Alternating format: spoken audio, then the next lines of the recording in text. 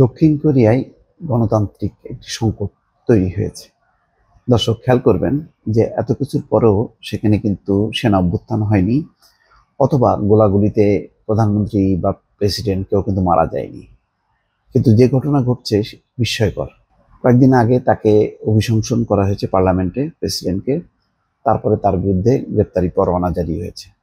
গ্রেপ্তার করতে গেছে পুলিশ, কিন্তু প্রেসিডেন্টের নিরাপত্তা রক্ষী বা নিরাপত্তা বাহিনী, প্রেসিডেন্টের নিজস্ব নিরাপত্তা বাহিনী এবং আহ, তার সমর্থকরা তারা ব্যাপক প্রতিবাদ করেছে। সেই প্রতিবাদের মুখে পুলিশ একেবারে প্রেসিডেন্ট ভবনে ঢুকেও তাকে গ্রেপ্তার করতে পারেনি, ব্যর্থ হয়ে ফিরে এসছে। অসাধারণ ঘটনা।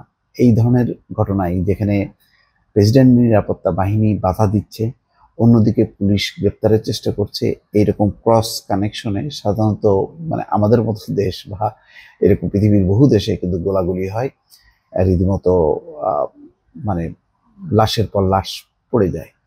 কিন্তু দক্ষিণ কোরিয়া যেহেতু একটা গণতান্ত্রিক দেশ, তারা গণতান্ত্রিক মূল্যবোধ রীতিনীতিটা কিন্তু ঠিকই মেনে চলেছে। হ্যাঁ, পুলিশ এই দফায় তারা গ্রেপ্তার করতে পারেনি, তারা বলেছে তারা আবারও গ্রেপ্তার করবে। ঘটনাটা খুবই মানে এটা লক্ষ্য করার মতন। আমি আপনাদেরকে জানাই, আজকে বিভিন্ন আন্তর্জাতিক সংবাদ মাধ্যমে এই খবরটি প্রকাশ পেয়েছে।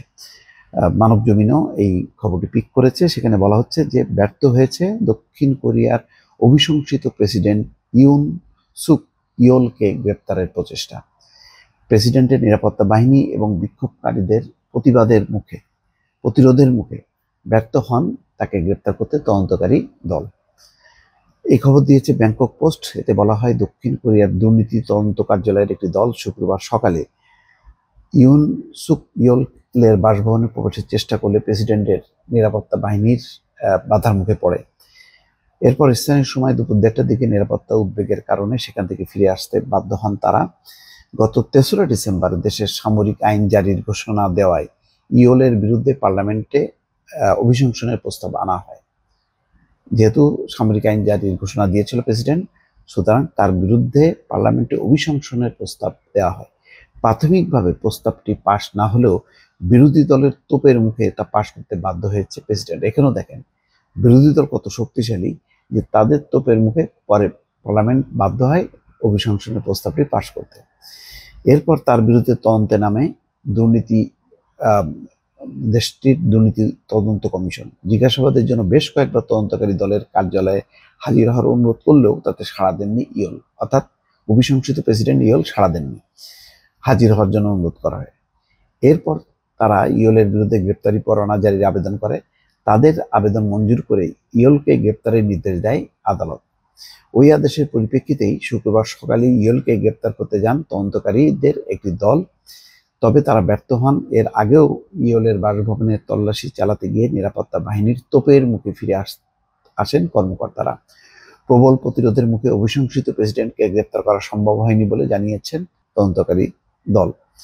তবে এই প্রচেষ্টা অব্যাহত থাকবে বলে জানিয়েছে। এর মধ্য দিয়ে বোঝা যায় যে দক্ষিণ কোরিয়ার একটা গণতান্ত্রিক বিধি ব্যবস্থা এখনো আছে, যে তারা অস্ত্র হাতে যা খুশি তাই করে না। এখানে প্রেসিডেন্ট অভিশংসিত হওয়ার পর সে আদালতের নির্দেশ মানছে না, এটাও যেমন সত্য। আবার অন্যদিকে তার নিরাপত্তা বাহিনী, তার সমর্থকরা আবার এর প্রতিবাদ করছে।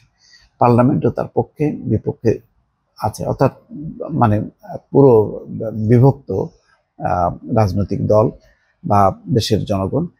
কিন্তু তারপরও ডেমোক্রেসিটার সামনে আছে।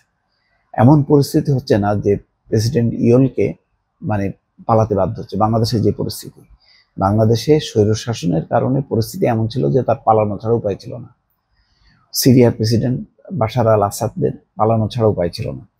কিন্তু দক্ষিণ কোরিয়ার প্রেসিডেন্ট ইয়োল কিন্তু পালাচ্ছেন না, বরং তিনি তার বাসভবনে অবস্থান করছেন, সাথে তার নিরাপত্তা রক্ষীরা আছে, তারা বাধা দিচ্ছেন এবং বিক্ষোভকারীরা আছেন।